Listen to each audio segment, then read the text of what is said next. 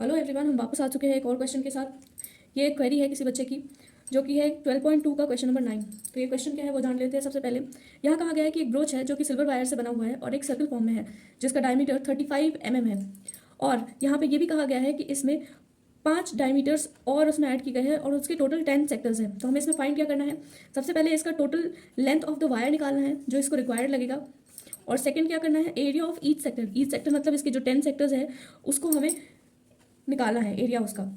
तो चलिए इसे शुरू करते हैं कि इसमें कैसे स्टार्ट करें। सबसे पहले वाला करना है हमें, फर्स्ट वाला, ये क्वेश्चन का आंसर। इसमें हमें क्या देखना है, हमें इसमें बोला है length of the silver wire. तो हम देखते हैं।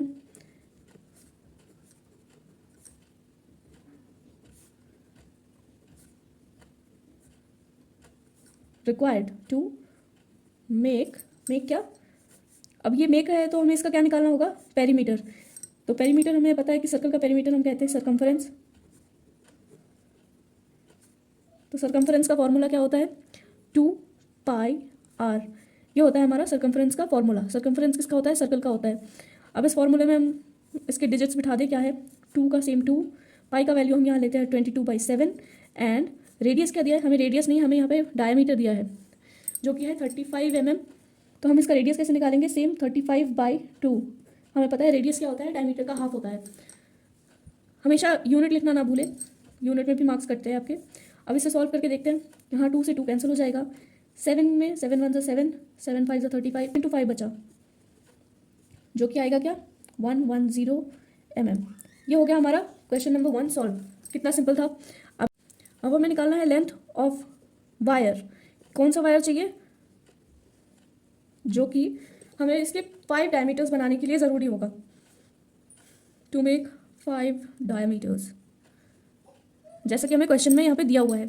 हमेशा क्वेश्चन के साथ चलना है, जो चीज़ें पहले पूछी गई है उसे सॉल्व करना है, उसके बाद उसके सेकंड पे आना है।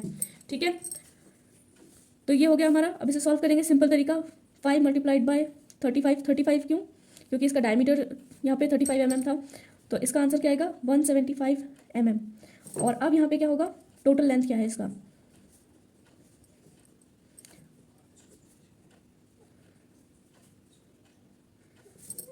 तो अब ये टोटल लेंथ क्या बनेगा हमारा, जो ये निकला है यहाँ पे सरकमफ्रेंस का। तो इससे पहले हम लेंगे 110 mm प्लस ये वाला 175 mm। ठीक है, तो इसका आंसर क्या बनेगा, 285 mm। ये होगा हमारा length of the silver wire. अब आते हैं हम अपने सेकंड क्वेश्चन की तरफ, जो कि एरिया है।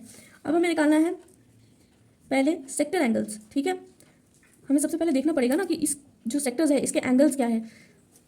Sector angles of each, let कर लेते हैं theta is equal to 360 degree. 360 क्यों कहते हैं, क्योंकि हमें पता है सर्कल का टोटल एंगल जो होता है वो 360 डिग्री होता है।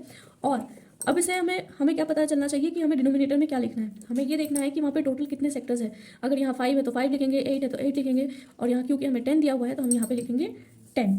ओके, सिंपल है ये। 36 डिग्री आया, मतलब ईच सेक्टर जो है वो 36 डिग्री का है ओनली। अब यहाँ पे हम निकालेंगे इसका एरिया। अब एरिया क्या है,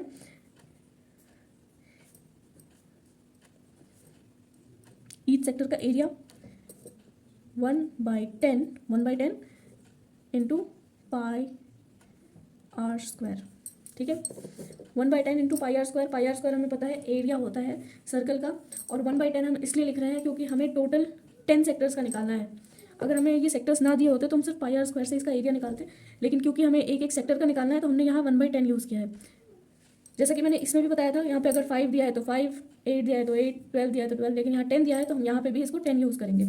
तो इसको अब क्या करें, 1/10, फिर क्या है, रेडियस क्या था हमारा 35/2, 35/2 मल्टीप्लाइड बाय 35/2। 2 बार क्यों, क्योंकि ये आर स्क्वायर है। ओके, अब इसमें देखते हैं कैंसिलेशन कहाँ कहाँ होता है। 2 से ये 11 बार में चला जाएगा, 7 से ये 5 में चला जाएगा, और ये 2 और 7 में। अब देखो यहाँ पे क्या है, बहुत इंटरेस्टिंग चीज़, कि अब जब हम इसे कैंसिल करते रहते हैं तो ये इजी हो जाता है हमारे लिए सॉल्व करना। तो अब नीचे देखो कौन कौन से नंबर बचे, 2 1 2 1। तो 1 का तो वैल्यू इक्वल ही होता है, तो हमें देखना है 2 2 है, तो 2 का एलसीएम क्या होता है, 4 होता है। और ऊपर क्या बचा, 11 multiplied by 5 multiplied by 7, okay, mm²। अब इसे हमें सॉल्व करना है, तो क्या देखेंगे, 11 into 5 55 multiplied by 7 by 4 okay, तो हमारा फाइनल आंसर क्या आएगा? तो हमारा फाइनल आंसर यहाँ पे क्या आएगा? 55 इंटू 7, तो क्या होता है ये होता है 385 डिवाइडेड बाई 4 mm। ये होगा हमारा फाइनल आंसर। तो ये था हमारा एक और क्वेश्चन। अगर और कोई क्वेरी हो किसी को भी तो आप डायरेक्ट कांटेक्ट कर सकते हैं। Thank you so much.